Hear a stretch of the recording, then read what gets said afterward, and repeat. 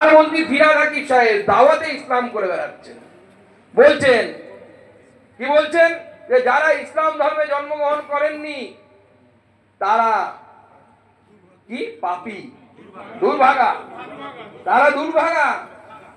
ফিরহাদ হাকিম সাহেবকে মনে করাতে চায় আপনার পূর্বপুরুষও একসময় দুর্ভাগা হিন্দু ধর্মই পালন করতেন, আপনার পূর্বপুরুষ বাঁচাতে পারেন নিজের ধর্ম, তো দুর্ভাগাটা কে সেটা একবার ভেবে দেখবেন।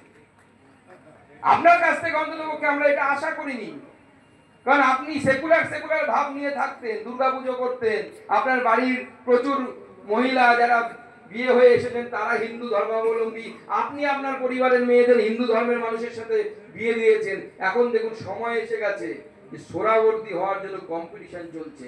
ফিরহাদ হাকিম সাহেব সোহরাওয়ার্দী হবে, নতুন সোহরাওয়ার্দী, নাকি মুর্শিদাবাদের সেই আকার মূর্খটা সোহরাওয়ার্দী হবে, সেই নিয়ে কম্পিটিশন চলছে বাংলার মুসলিম নেতাদের মধ্যে, তৃণমূল কংগ্রেসের মুসলিম নেতাদের মধ্যে। আর শ্যামাপ্রসাদ সে কোথায়, গোপাল পাঠা কোথায়, তাদেরকে কোথায় পাবো?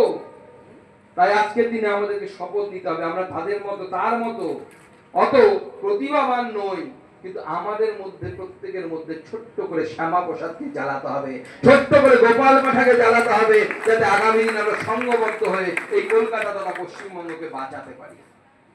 আজকে ডক্টর শ্যামাপ্রসাদ মুখার্জি সেই জন্য প্রাসঙ্গিক, যিনি সত্যের জন্য সবকিছু ত্যাগ করেছেন।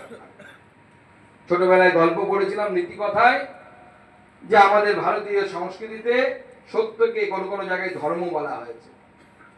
আমরা দেখেছিলাম যে সেই বিক্রমাদিত্যের গল্প, যে বিক্রমাদিত্যের কাছে একটি পাখি ঘুরতে ঘুরতে চলে এসেছিল আর তাকে বাজ খেতে এসছে, বিক্রমাদিত্য তাকে রক্ষা করেছে, বলছে এটা আমার খাবার, আমাকে দিতে হবে। বিক্রমাদিত্য নাকি তখন তার দেহ থেকে মাংস কেটে দিয়েছিলেন, এই গল্প শুনেছি আমরা, কতখানি ওজনের। তারপরে দেখা যায় তারা তাদের নূপ ধরেন, তারা দেবতারা।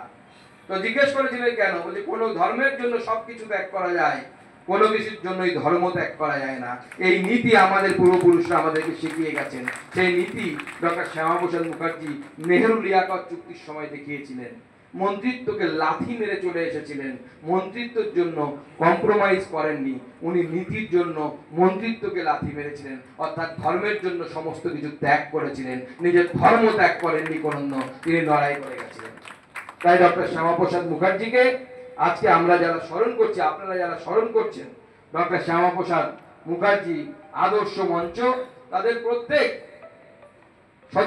সদস্যকে এবং যারা আপনারা এতটা সময় ধরে এসেছেন, আমি বক্তব্য আরো লম্বা করতে পারতাম, আরো মাল মেটেরিয়াল ছিল, কিন্তু শর্ট করছি, বুঝতেই পারছেন যে আমারও তাড়াহুড়ো আছে, এতজন বক্তা আছে, তাদের জন্য আমাকে স্কোপ রাখতে হবে, কারণ আমি যদি পুরোটা বলে দিই ওনাদের বলার জন্য স্বাভাবিকভাবে জায়গার অভাব হবে। আগামী দিনে হয়তো আবার কোনো আলোচনা সভায় এই যে যেখান থেকে শেষ করলাম, যে ফেজে শেষ করলাম, সেখান থেকে আগামী দিনে আবার টানবো, আবার আপনাদের সাথে দেখা হবে। শুধু মাথায় রাখবেন ডক্টর শ্যামাপ্রসাদ মুখার্জি ক্ষণ জন্মা, গোপাল পাঠার মতো মানুষ ক্ষণ জন্মা, তারা বারবার জন্মান না।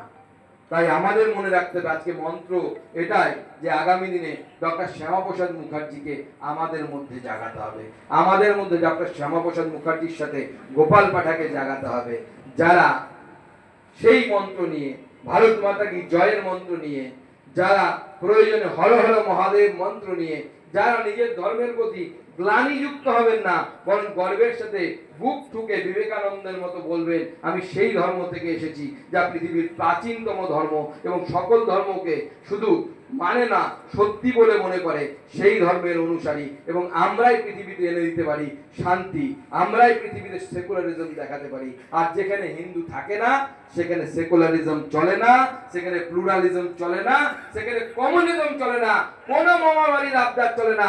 সব মামাবাড়ির আবদার সেখানে চলে যেখানে হিন্দু সংখ্যাগরিষ্ঠ আছে, হিন্দুর সংখ্যা যেখানে বেশি আছে সেখানে আপনার সমস্ত কিছু চলে, বাকি কোথাও কিছু চলে না।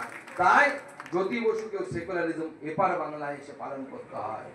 তাই হাসিম আব্দুল হালিম, যিনি ধর্মে মুসলমান হয়ে বাংলাদেশে গেছিলেন, সিপিএম পার্টির হোল টাইমার হিসেবে তিনি থাকতে পারেননি তৎকালীন পূর্ব পাকিস্তানে। তিনি ব্যাক করে এখানে এসেছিলেন, এসে এই বাংলায় তাকে সেকুলারিজম প্র্যাকটিস করতে হয়েছিল। যতদিন হিন্দু আছে ততদিন প্রকৃত সেকুলারিজম থাকবে। যাহাই হিন্দুত্ব, তাহাই বহুত্ববাদ, তাহাই সেকুলারিজম, তাহাই প্রকৃত সেকুলারিজম। সেটাকে সামনে নিয়ে আমাদেরকে এগোতে হবে। সবাইকে নমস্কার, সবাই খুব ভালো থাকবেন। আপনাদের কাছে ক্ষমা চেয়ে নিচ্ছি তাড়াতাড়ি বেরিয়ে যাওয়ার জন্য। সবাইকে আরো একবার গৈরিক অভিনন্দন জানিয়ে আমার বক্তব্য এখানে শেষ করছি। জয় শ্যামা প্রসাদ।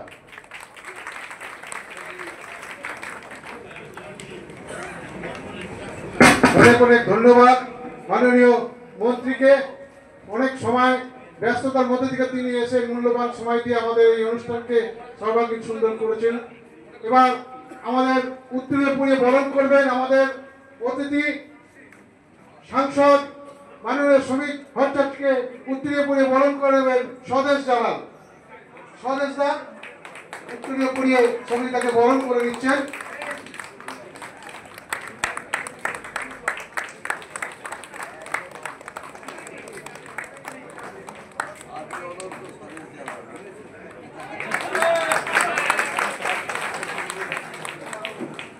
এবার আমাদের পরবর্তী বক্তা অনেকক্ষণ সেই শুরু থেকে এসেছেন। আমরা অনুষ্ঠান শুরুর সময় 5:10 এসে উপস্থিত হয়েছেন আমাদের যোগেশচন্দ্র কলেজের উপাধ্যক্ষ আমাদের পঙ্কজ রায় বক্তব্য রাখবেন। ওনার বিষয় ডক্টর শ্যামাপ্রসাদ মুখার্জি, শিক্ষাবিদ ডক্টর শ্যামাপ্রসাদ মুখার্জি বিষয় বলবেন।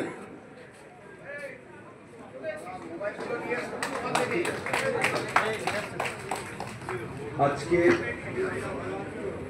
ডক্টর শ্যামাপ্রসাদ মুখার্জি আদর্শ মঞ্চ দ্বারা আয়োজিত সভা মহতী সভায় উপস্থিত আছেন আমাদের রাজ্য সভাপতি মাননীয় শ্রমিক ভট্টাচার্য, প্রাক্তন রাজ্য সভাপতি রাহুল সিনহা, আমাদের কেন্দ্রীয় মন্ত্রী এবং প্রাক্তন রাজ্য সভাপতি ডক্টর সুকান্ত মজুমদার, বিশিষ্ট বিজ্ঞানী ডক্টর জিষ্ণু বসু, আমাদের বরিষ্ঠ নেতা তাপস রায় এবং অন্যান্য নেতৃবৃন্দ। যদি ডক্টর শ্যামাপ্রসাদ মুখার্জির জীবন আলোচনা করতে হয় তাহলে দুটো পর্বে এটাকে ভাগ করা যেতে পারে। 1924 থেকে 1938 তার শিক্ষা জগতে বা সারস্বত সাধনায় ডক্টর শ্যামাপ্রসাদ মুখার্জি, আর 19